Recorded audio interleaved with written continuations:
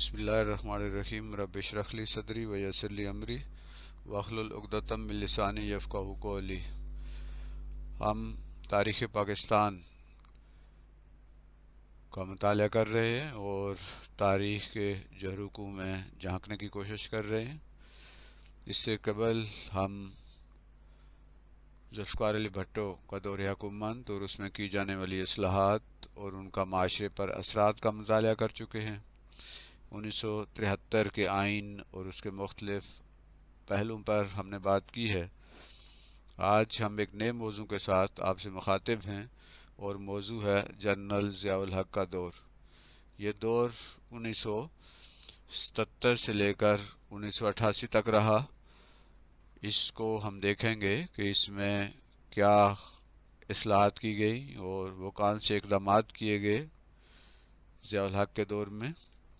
मैं हूं डॉक्टर मोहम्मद नसीर कियानी। तो आइए तारीख़ के झरोकों में झांकते हैं और देखते हैं कि माजी में ज़ियाउल हक़ के दौर में क्या कुछ हुआ। लेकिन आगे बढ़ने से पहले पेश की माजरत कि ये वीडियो सिर्फ़ और सिर्फ नई नस्ल को अपनी तारीख़ से आगाह रखने के लिए बनाई गई है। किसी किस्म के तासब, तरफदारी और पसंद व नापसंद से बालातर रहने की कोशिश की गई है। अगर किसी फ़र्द या इदारे को इससे इख्तलाफ हो या उसे किसी किस्म की तकलीफ़ पहुँचे तो उसके लिए कबल अज़ वक्त माजरत कबूल कीजिए।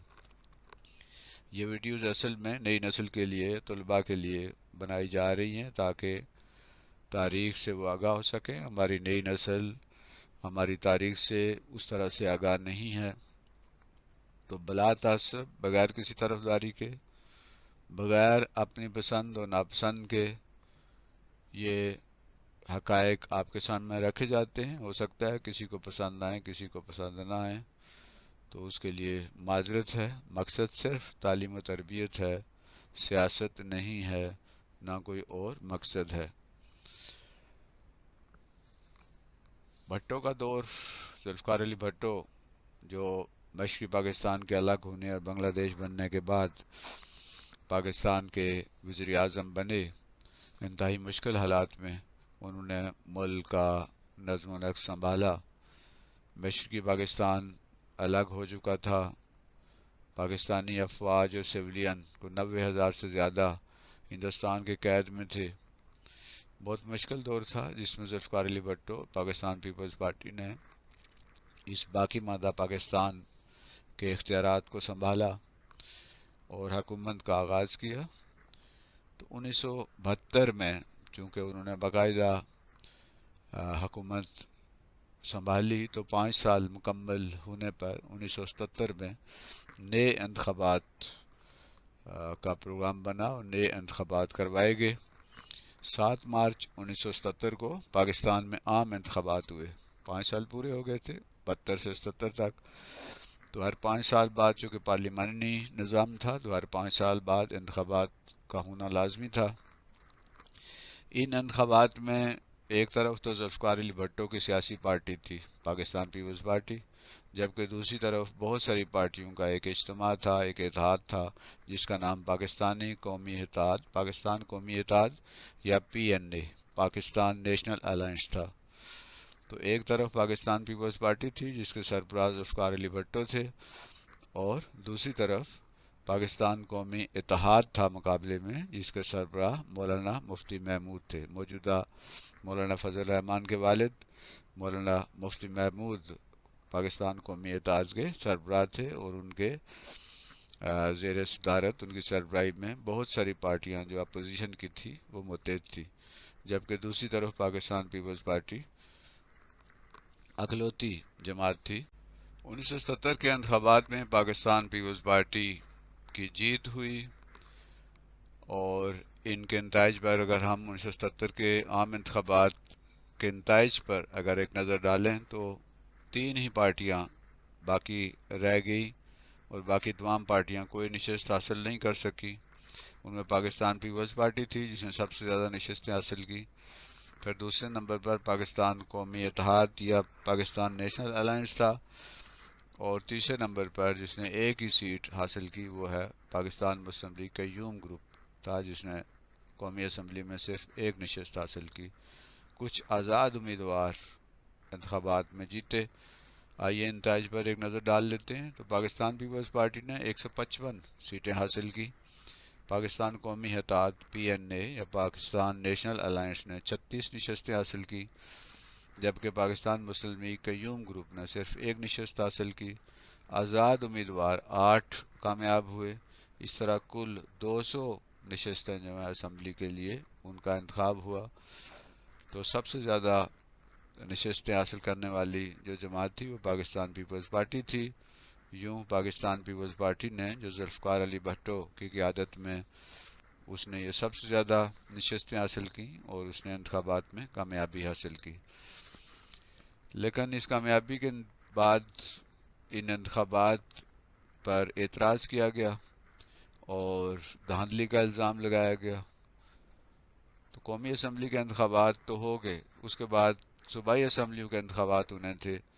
تو ایک طرف تو قومی اسمبلی کے جو انتخابات ہیں ان کے نتائج کو تسلیم نہیں کیا گیا، خاص طور پہ پی این اے نے، پاکستان قومی اتحاد جو تھا اس نے نتائج کو تسلیم نہیں کیا اور انہوں نے یہ اعلان کیا کہ وہ صوبائی اسمبلیوں کے انتخابات کا بائیکاٹ کریں گے۔ تو انہوں نے بائیکاٹ کیا۔ یہ ایک بہت خطرناک صورتحال پیدا ہو گئی، ملک کے اندر افراتفری پیدا ہو گئی، ملک کے اندر بے چینی پیدا ہو گئی، امن و امان کے مسائل پیدا ہو گئے۔ تو پاکستان پیپلز پارٹی کی جیت کو باقی پارٹیوں نے تسلیم نہیں کیا۔ انہوں نے کہا کہ حکومت نے دھاندلی کی ہے اور یہ جو انتخابات میں جو نتائج ہیں ہم ان کو تسلیم نہیں کرتے، اور اس کے ساتھ ہی انہوں نے صوبائی اسمبلیوں کا جو انتخاب ہونا تھا اس کا بائیکاٹ کر دیا۔ تو ایک الگ سے ایک مسئلہ پیدا ہو گیا۔ انتخابات کے ذریعے بجائے اس کے کہ معاشرے کا، ملک کا کوئی فائدہ ہوتا، الٹا جو ہے وہ ایک افراتفری کی طرف اور بدامنی کی طرف معاملات چل پڑے۔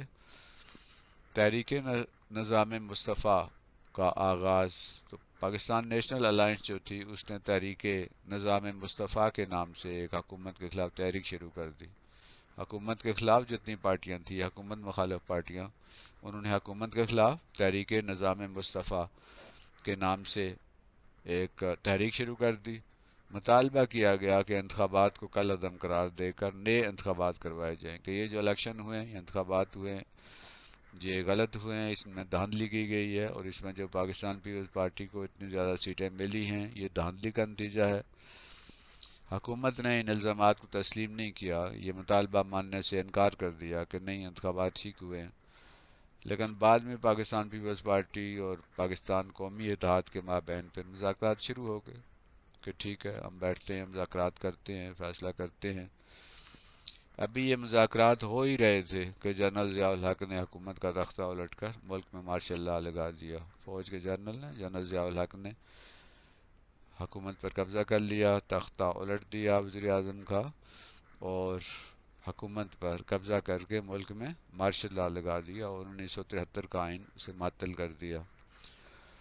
تو حکومت کی برطرفی اور ضیاء الحق کا حکومت پر قبضہ، فوج کے سپہ سالار ضیاء الحق نے 5 جولائی 1977 کو حکومت کا تختہ الٹ دیا اور اس طرح اقتدار پر قبضہ کر لیا۔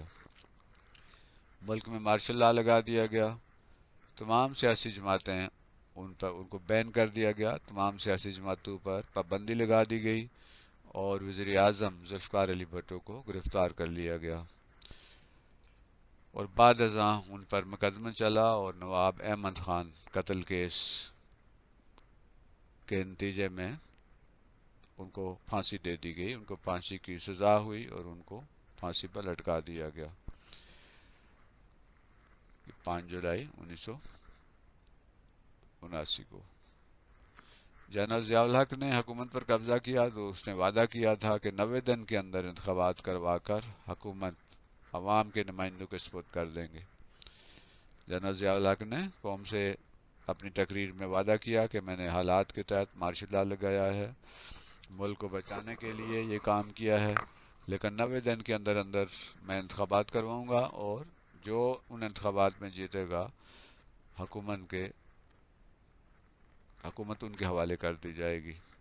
لیکن یہ 90 دن کبھی پورے نہیں ہوئے، وقت پہ وقت گزرتا گیا، یہاں تک کہ 17 اگست 1988 یعنی تقریباً کو 11 سال کے بعد جنرل ضیاء الحق ایک فضائی حادثے میں جب وہ بہاولپور سے واپس آ رہے تھے تو ان کا جہاز جو ہے C-130 وہ گرا اور تباہ ہو گیا، اور وہ خود بھی اس میں مارے گئے، اور ساتھ بہت سارے دیگر جو جرنیل تھے وہ بھی اس میں شہید ہو گئے۔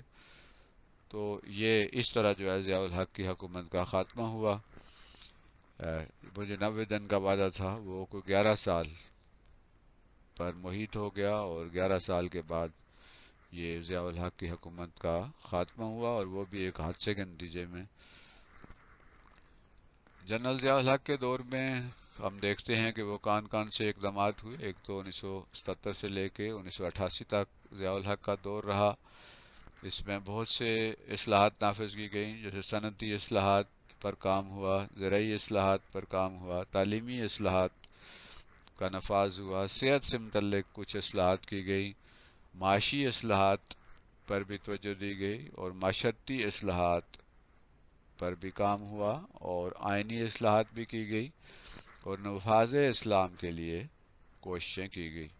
تو ضیاء الحق کا دور اس لحاظ سے ذرا منفرد تھا کہ ایک مارشل لا ایڈمنسٹریٹر ہونے کے باوجود انہوں نے ملک کے لیے کچھ ایسے اقدامات کیے جو پاکستان کی تاریخ میں ہمیشہ یاد رکھے جائیں گے۔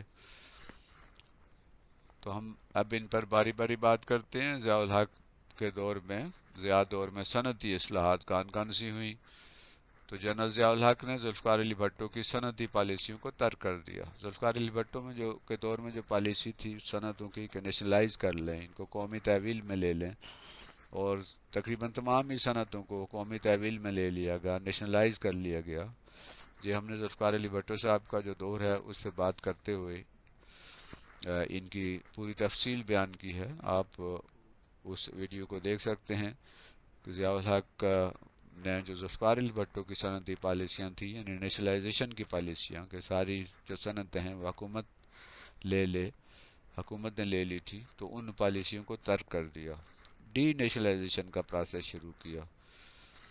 بھٹو دور میں قومیائی گئی صنعتیں ان کے اصل مالکان کو واپس کر دی، جن سے وہ لی گئی تھیں ان کو واپس کر دی کہ اب ان کو چلاؤ، جن میں شامل تھیں کاٹن فیکٹریاں تھیں، چاول اور آٹے کی ملیں وغیرہ تھیں، یہ جتنی صنعتیں بڑے بڑے جو فیکٹریاں تھیں، کارخانے تھے، وہ ان کے اصل مالکان کو واپس کر دیے۔ سرمایہ کاروں کو تحفظ فراہم کیا گیا، یعنی جو سرمایہ کاری کرے گا، جو کوئی صنعت لگائے گا، جو ملک کے اندر کوئی سرمایہ لگا کر کوئی بزنس کرے گا تو اس کو تحفظ فراہم کیا جائے گا، اور آئندہ کے لیے یہ جو صنعتیں ہیں ان کو نیشنلائز نہیں کیا جائے گا، ان کے مالکوں سے گورنمنٹ نہیں لے گی۔ بڑی صنعتیں جو ہیں وہ پرائیویٹ شعبے میں پھر لگائی گئیں، جب سرمایہ کاروں کو تحفظ ملا اور انہیں یقین ہو گیا کہ جو ملک کا سربراہ ہے وہ اپنی پالیسیوں میں صاف نیت ہے، تو انہوں نے پھر پرائیویٹ شعبے میں بہت ساری بڑی بڑی صنعتیں لگائی جو پہلے نہیں لگتی تھی۔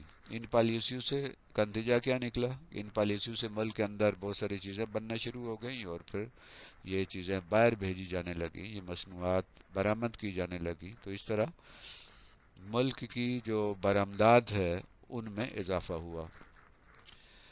ضیاء دور میں زرعی اصلاحات پر بھی توجہ دی گئی، ایگریکلچر ریفارمز بھی کی گئی۔ جنرل ضیاء الحق نے زرعی پیداوار پر عشر نافذ کیا۔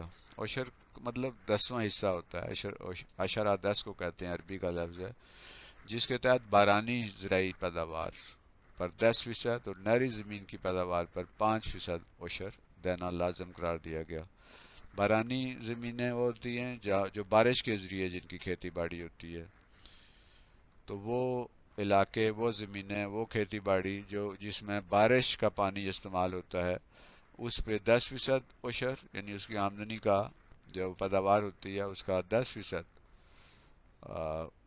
یہ عشر کے طور پر دیا جانا لازمی قرار دیا گیا۔ اور نہری زمین جو ہے، جو نہروں کے ذریعے سیراب ہوتی ہے، آبپاشی ہوتی ہے جس کی، اس کی پیداوار پر 5% عشر مقرر کیا گیا۔ عشر کی وصولی کا کام 1983 میں شروع کیا گیا، یعنی 10% عشر تھا بارانی زمین پہ، بارانی پیداوار پہ، زرعی پیداوار پہ، اور 5% جو عشر تھا وہ ان زمینوں پہ تھا، اس پیداوار پہ تھا جو آبپاشی جن کی نہروں کے ذریعے ہوتی ہے۔ تعلیمی اصلاحات، ضیاء الحق کے دور میں تعلیمی اصلاحات بھی کی گئی۔ جنرل ضیاء الحق نے اپنے دور میں تعلیمی اصلاحات بھی نافذ کی، جن میں شامل ہیں اسلامیات اور مطالعہ پاکستان گریجویشن تک لازمی قرار دیا گیا۔ اسلامیات کو بھی اور مطالعہ پاکستان کو بھی گریجویشن لیول تک ان کو کمپلسری کیا گیا، لازمی کیا گیا کہ تمام طلباء چاہے وہ سائنس کے ہوں، آرٹس کے ہوں، جو بھی مضمون ہوں گے، گریجویشن لیول تک وہ اسلامیات بھی اور مطالعہ پاکستان بھی پڑھیں گے، تاکہ انہیں اسلام کے بارے میں بھی پتہ ہو اور پاکستان کے حوالے سے بھی پتہ ہو۔ یہ بہت اچھا اقدام تھا۔ خواتین کے لیے الگ یونیورسٹی کے قیام کا عمل شروع ہوا۔ یونیورسٹی جو ہے وہ خواتین کے لیے الگ قائم ہوئی۔ گو کہ ضیاء الحق صاحب کے دور میں تو یہ یونیورسٹی قائم نہیں کی جا سکی، لیکن بنیاد رکھ دی گئی تھی، شروعات ہو گئی تھی، اور وہ جو ضیاء الحق صاحب کا اپنا جو تھا ہیڈ آفس، اسی کو پھر یونیورسٹی بنایا گیا بعد میں، فاطمہ جناح یونیورسٹی، یہ جو راول پنڈی میں ہے، کچہری کے پاس، صدر کے پاس۔ یہ پہلے آرمی چیف جو ہے ان کا ہیڈ کوارٹر ہوتا تھا، ان کا مین آفس ہوتا تھا، ان کی ریزیڈنس ہوتی تھی، وہ جو ہے انہوں نے ڈونیٹ کر دی، اور وہاں پر فاطمہ جناح یونیورسٹی آج کل وہاں پر فاطمہ جناح یونیورسٹی جو صرف خواتین کے لیے ہے وہ قائم ہے۔ تو شروعات ہو گئی تھی ضیاء الحق کے دور میں ہی، اگرچہ کہ پھر اس کا آغاز بعد میں ہوا۔ دینی مدارس کی سرپرستی کی گئی اور ان کو سالانہ مالی امداد دی گئی، یعنی جو دینی مدارس تھے جن کو کوئی امداد نہیں دی جایا کرتی تھی ضیاء الحق کے دور میں، ان کو سالانہ مالی امداد دی گئی تاکہ ان کا نظام بھی بہتر طریقے سے چل سکے۔ دینی مدارس کی اسناد کو ایم اے کے برابر کا درجہ دیا گیا۔ یہ وفاق المدارس، تنظیم المدارس، اور یہ جو دینی مدارس کی جو اسناد تھی، شہادت عالمیہ کی جو ان کی ڈگری تھی، ان کی سند تھی، اس کو ایم اے عربی اور ایم اے اسلامیات کے برابر قرار دیا گیا۔ اس طرح وہ لوگ بھی گورنمنٹ کی جو جابز ہیں ان کی طرف آئے اور ان کی بھی اہمیت ہوئی۔ عربی کو 6ٹھی جماعت سے لے کر 8ویں جماعت تک لازمی قرار دیا گیا، یعنی عربی زبان جو ہے تاکہ لوگ قرآن کو، اسلام کو اچھی طرح سے بچے ہمارے سمجھ سکیں، تو 6ٹھی سے 8ویں تک اس عربی زبان کو لازمی قرار دے دیا گیا۔ شرح تعلیم میں اضافے کے لیے تعلیم بالغاں کے پروگرام شروع کیے گئے تاکہ ہم ملک کے اندر خواندگی زیادہ کر سکیں۔ بالغوں کی تعلیم کے لیے پروگرام ضیاء الحق کے دور میں شروع ہوئے۔ بین الاقوامی اسلامی یونیورسٹی اسلام آباد میں قائم کی گئی۔ یہ جو تصویر آپ سامنے دیکھتے ہیں بین الاقوامی اسلامی یونیورسٹی کی تصویر ہے، یہ ضیاء الحق کے دور میں شروع کی گئی، جس کا مقصد تھا کہ پوری دنیا کے اور پاکستان کے طلباء بھی اس یونیورسٹی کے اندر اعلیٰ تعلیم حاصل کر سکیں۔ مختلف شعبہ جات اس میں قائم کیے گئے اور یہ ایک اچھا اقدام تھا۔ خصوصی بچوں کے لیے، جو اسپیشل بچے تھے، جن کے اندر کوئی کمی تھی، ڈسیبل تھے یا کسی بھی لحاظ سے، تو خصوصی بچوں اور بالغوں کے لیے، چاہے وہ بچے ہوں خصوصی، یعنی اسپیشل چلڈرن اینڈ ایڈلٹس کے لیے خصوصی تعلیم کے ادارے قائم کیے گئے۔ یہ ضیاء الحق کے دور میں اس پر بہت زیادہ توجہ دی گئی۔ دینی تعلیم اور تعلیم کو اسلامیانہ کے لیے بہت سارے اقدامات کیے گئے، یعنی دینی تعلیم کو بھی فروغ کے لیے کوشش کی گئی اور تعلیم جو تھی اس کو اسلامیانہ کے لیے بھی کوشش کی گئی۔ مختلف مضامین جو ہیں، جیسے سائنس کے مضامین ہیں، فزکس، کیمسٹری، بایو ہیں، ان کے اندر بھی آیات ڈالی گئیں تاکہ ہمارے جو بچے ہیں وہ ان کو قرآن کی نظر سے بھی ان آیات کو اور ان جو سائنسی معلومات ہیں ان کو قرآن کی نظر سے بھی دیکھ سکیں۔ تو مختلف مضمون کے اندر بھی یہ آیات ڈالی گئیں اور ان کا تعلق جوڑا گیا دین کے ساتھ، قرآن کے ساتھ، اسلام کے ساتھ۔ تعلیمی اداروں میں نماز کی ادائیگی کو لازمی قرار دیا گیا کہ ظہر کی نماز کو کا انتظام کیا گیا اور کہا گیا کہ تمام تعلیمی اداروں میں بچے جو ہیں وہ نماز کی ادائیگی کریں تاکہ ان کی تربیت اچھی ہو، ان کا کردار میں بہتری آئے۔ ضیاء دور میں صحت سے متعلق بھی بہت ساری اصلاحات کی گئیں، اور وہ جو اصلاحات تھیں وہ کیا تھیں؟ جنرل ضیاء الحق کے دور میں صحت سے متعلق بھی کچھ اصلاحات کی گئیں، اور وہ جو صحت سے متعلق جو اصلاحات تھیں ان پہ ہم بات کرتے ہیں۔ ایک چھوٹی سی غلطی ہے اس میں، یہ دور ہے، ضیاء الحق کے دور میں کیا ہوا، صحت سے متعلق اصلاحات پر بھی توجہ دی گئی۔ دیہی علاقوں میں، دیہی سے مراد دیہاتی علاقوں میں، رورل ایریاز میں بنیادی صحت کے مراکز قائم کیے گئے، بیسک ہیلتھ یونٹ قائم کیے گئے، لیڈی ہیلتھ ورکرز کے ذریعے طبی سہولیات کی فراہمی کا آغاز کیا گیا۔ لیڈی ہیلتھ وزٹر جو ہیں، جو گاؤں میں اور دیہاتوں میں اور مختلف محلوں میں وہ جاتی تھیں اور طبی سہولیات جو ہیں فراہم کرتی تھیں۔ خصوصی بچوں اور بڑوں کی صحت کے لیے خصوصی ادارے قائم کیے گئے، یعنی خصوصی بچے جو تھے، اسپیشل چائلڈ، ان کے لیے ادارے قائم کیے گئے تاکہ ان کی صحت کا بھی خیال رکھا جا سکے۔ معاشرتی اصلاحات ضیاء دور میں جو ہوئی، اس میں جنرل ضیاء الحق کے دور میں، ضیاء الحق کے دور میں کیا ہوا کہ معاشرتی اصلاحات پر بھی خصوصی توجہ دی گئی۔ اسلامی معاشرتی نظام کے قیام کے لیے کئی اقدامات کیے گئے، یعنی اسلام کا معاشرتی نظام قائم کرنے کے لیے اقدامات کیے گئے۔ قرارداد مقاصد جو ہے، جو تھی ریزولوشن، جو ایک تو ہے نا قرارداد پاکستان، وہ نہیں، یہ ہے قرارداد مقاصد آبجیکٹیو ریزولوشن، جو 1951 میں پاس کی گئی اور ہمارے آئین میں ایک بنیاد کے طور پر یہ شامل تھی، پریمبل کے طور پر، ابتدائیہ کے طور پر شامل تھی۔ تو اس میں اس قرارداد مقاصد کو آئین کا حصہ بنایا گیا اور اس کے مطابق معاشرے کو ڈھالنے کی کوشش کی گئی، اور یہ کہا گیا کہ کوئی چیز جو ہے وہ قرآن و سنت کے خلاف، قانون اس کے خلاف نہیں بن سکتا۔ خصوصی بچوں اور بڑوں کی صحت کے لیے خصوصی ادارے قائم کیے گئے۔ یہ اگرچہ کہ صحت کا ایک اقدام تھا لیکن معاشرتی اقدام بھی تھا یہ۔ معاشرے سے برائیوں کے خاتمے کے لیے اسلامی قوانین بنائے گئے اور لاگو کیے گئے، مختلف اسلامی قوانین بنائے گئے اور ان کو لاگو بھی کیا گیا تاکہ معاشرے سے برائیوں کا خاتمہ کیا جا سکے۔ جلد فیصلوں کے لیے اسلامی شرعی عدالتیں قائم کی گئی، چونکہ دوسری جو نارمل عدالتیں تھیں ان میں زیادہ وقت لگتا تھا، تو اسلامی شرعی عدالتیں جو ہیں وہ قائم کی گئیں تاکہ جلدی مقدموں کے فیصلے ہوں، اور ان میں باقاعدہ جج اور قاضی جو ہے ان کا تقرر کیا گیا۔ شراب، جوا، چوری، زنا اور دیگر جرائم کے خاتمے کے لیے اسلامی سزائیں نافذ کی گئی، یعنی جو شراب نوشی، جوا، چوری، زنا اور دیگر اس طرح کے جرائم ہیں، نشہ وغیرہ، اس پر اسلامی سزائیں جو ہیں وہ نافذ کی گئی اور بہت سارے لوگوں کو سزائیں دی بھی گئی۔ منشیات کے خاتمے کے لیے صدارتی احکامات جاری کیے گئے۔ جو منشیات نشہ آور چیزیں جو ہیں ان کا خریدنا، بیچنا، استعمال کرنا، ان کے خلاف جو ہے وہ صدارتی احکامات جاری کیے گئے۔ نظام صلات کا قیام عمل میں لایا گیا کہ ملک کے اندر ایک صلات کا نظام ہو، ایک نماز کا نظام ہو، تاکہ یہاں پر ایک اسلامی ماحول جو ہے وہ پیدا کیا جا سکے۔ یتیموں، مسکینوں اور غریبوں اور محتاجوں کے لیے نظام زکوٰۃ قائم کیا گیا کہ یتیم مسکین جو ہیں ان کے لیے ایک زکوٰۃ کا نظام، زکوٰۃ کمیٹیوں کے ذریعے ان کو، بیواؤں کو اور محتاجوں اور غریبوں کو زکوٰۃ فنڈ سے جو ہے وہ پیسہ، ان زکوٰۃ کانسلز کے ذریعے یہ ان کی مالی مدد کا انتظام کیا گیا۔ ملک میں اسلامی ماحول پیدا کرنے کے لیے کوشش کی گئی کہ ملک کے اندر ایک اسلامی ماحول ہو، بالکل ایک اسلامی کلچر بنایا جا سکے۔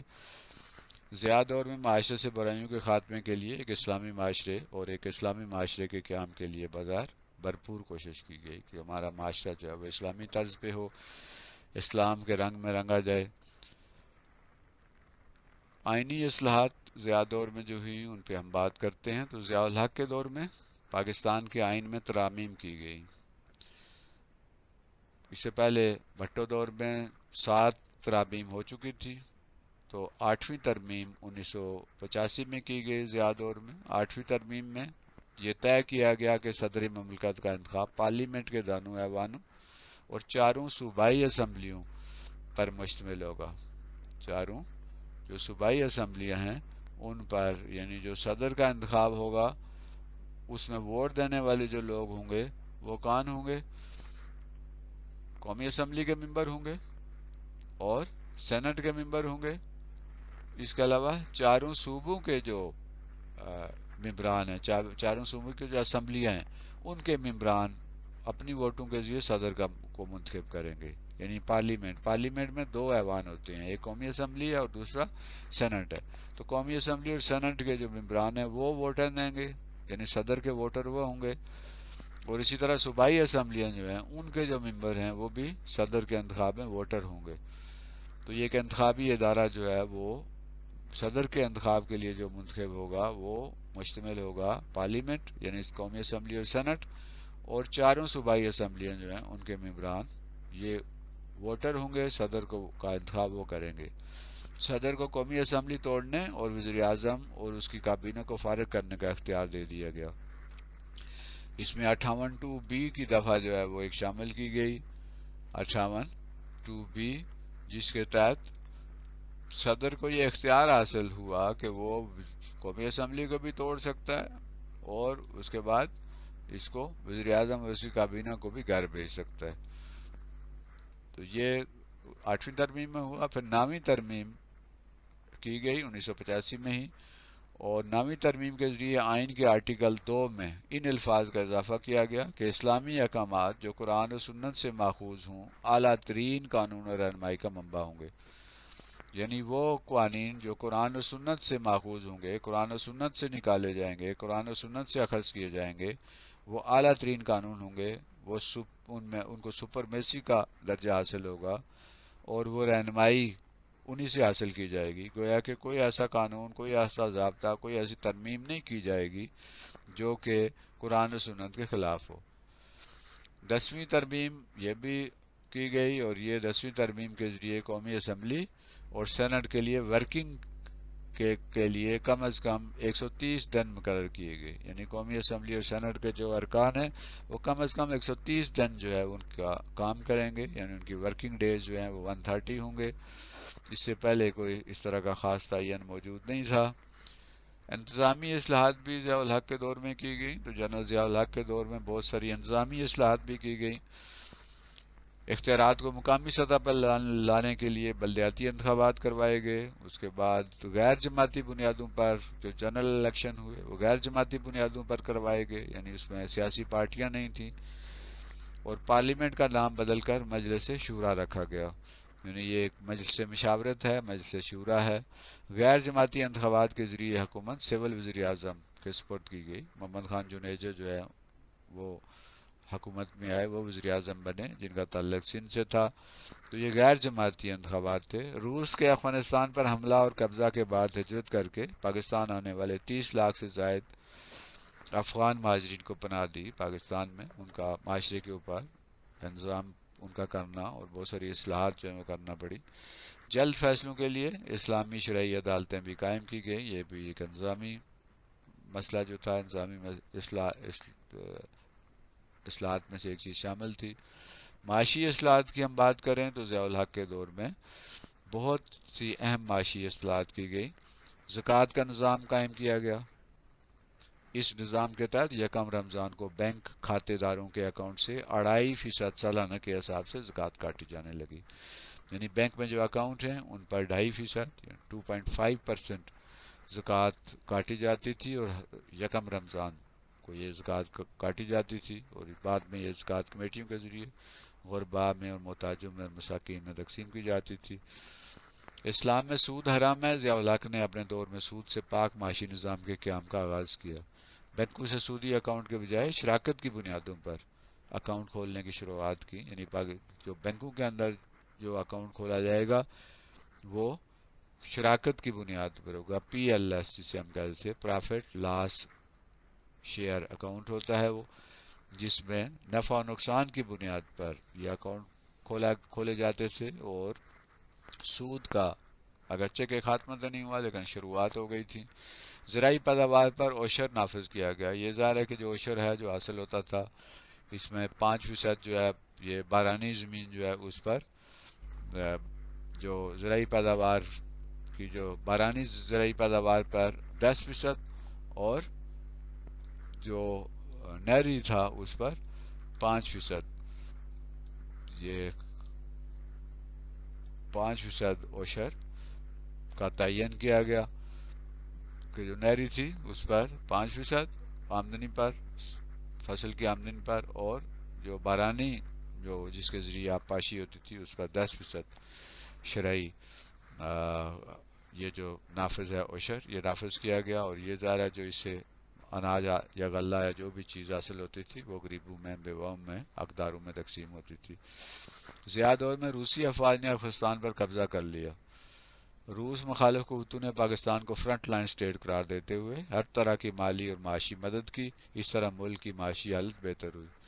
افغانستان پر قبضہ کر لیا، روس کی فوجیں افغانستان میں داخل ہو گئی، تو ظاہر ہے کہ امریکہ اور اس کے ہواری دیگر جو ملک تھے وہ یہ نہیں چاہتے تھے، تو اس کے بعد روس کا یہ مقصد تھا کہ وہ بلوچستان کو کاٹتا ہوا جائے گا اور سمندر تک پہنچ جائے گا، لیکن امریکہ اور دوسرے لوگوں نے پھر پاکستان چونکہ فرنٹ لائن سٹیٹ تھا تو اس کی مدد کی، مالی مدد بھی کی، اور اس طرح اس کی پاکستان کی جو معاشی حالت ہے وہ بہتر ہوئی، کیونکہ وہاں سے سارے جو ہے مالی مدد آنے لگی، اسلحہ اور دوسری چیزیں آنے لگیں، تو پاکستان کی معاشی حالت جو ہے ضیاء دور میں قدرے بہتر ہو گئی۔ لیکن اس کا بعد میں بہت سارا نقصان بھی ہوا، بہت سارے معاملات جو ہیں وہ بگڑے بھی ہیں۔ ضیاء دور میں اسلامی اقدامات کیے گئے، ضیاء الحق چونکہ اسلامی ذہن کے مالک تھے، ان کے دور میں بہت سارے اسلامی اقدامات کیے گئے، جیسے شرعی عدالتوں کے قیام کے لیے 10 فروری 1979 کو ایک آرڈیننس کے ذریعے تمام ہائی کورٹس میں شریعت بینچ قائم کر دیے گئے کہ تمام جتنے بھی ہائی کورٹس ہیں وہ شریعت بینچ ہوں گے جو شرعی قانون کے تحت فیصلے کریں گے۔ علماء کو بطور جج شریعت بینچوں میں تعینات کیا گیا، جو علماء ہیں ان کو قاضی اور جج بنایا گیا ان شریعت بینچوں میں۔ 1980 میں شریعت بینچوں کی بجائے کیا وفاقی شرعی عدالت قائم کی گئی، جو ماتحت عدالتوں کے فیصلوں کے خلاف اپیل سنتی تھی اور اسلام کی تشریح کرتی تھی۔ تو یہ وفاقی شرعی عدالت جو ہے وہ قائم کی گئی تاکہ جو ماتحت عدالتیں ہیں، نچلی عدالتیں جو ہیں وہ شریعت کے مطابق اپیلیں سنیں اور اس کے ساتھ ساتھ اسلام کی تشریح بھی کریں۔ سپریم کورٹ کا بینچ وفاقی شرعی عدالت کے فیصلوں کے خلاف اپیل کی سماعت کرنے کے لیے بھی بنایا گیا۔ ان سپریم کورٹ میں ایک شریعت بینچ بھی بنایا گیا جو ان شرعی عدالتوں کے جو وفاقی شرعی عدالتوں کے فیصلے جو ہیں اس کے خلاف اپیل سننے کا وہ مجاز تھا۔ جنرل ضیاء الحق کے دور میں شرعی حدود کا آرڈیننس بھی نافذ کیا گیا، یعنی حدود آرڈیننس یعنی اسلامی قوانین کے تحت جو اگر کوئی جرم کرے گا تو اس کو اسلامی قانون کے تحت سزا ملے گی۔ شراب نوشی، زنا اور دوسرے جرائم پر شرعی سزائیں دینے کے احکامات جاری کیے گئے۔ زکوٰۃ و عشر کا نظام قائم کیا گیا۔ سود کے خاتمے کے لیے اقدامات کیے گئے، تو سود کے خاتمے کے لیے ہم نے پہلے بھی بات کی ہے کہ اقدامات کیے گئے، سود جو ہے وہ اسلام میں حرام ہے۔ احترام رمضان آرڈیننس جاری کیا گیا۔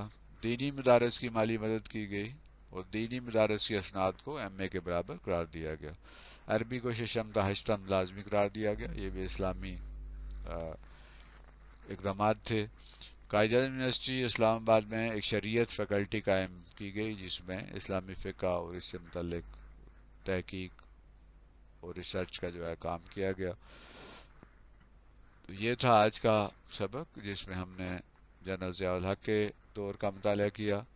یہ یوٹیوب چینل ہے تعلیم 360 ڈگری، اسے سبسکرائب بھی کیجیے اور اسے لائک بھی کیجیے اور اسے دوسروں کے ساتھ شیئر بھی کیجیے تاکہ یہ زیادہ سے زیادہ لوگوں تک یہ چینل پہنچ سکے اور وہ اس سے فائدہ اٹھا سکیں۔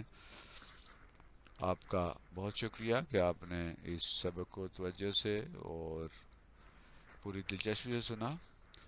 آپ کا ایک بار پھر شکریہ، اور ساتھ ہی یہ بھی کہ تعلیم منزل یوٹیوب چینل، اس میں دیگر مضامین کے بھی ویڈیوز ہیں، اس میں اسلامیات بھی ہے، مطالعہ پاکستان بھی ہے، فزکس کیمسٹری بایو بھی ہے، بہت سارے موضوعات پہ یہاں پر بات ہوتی ہے۔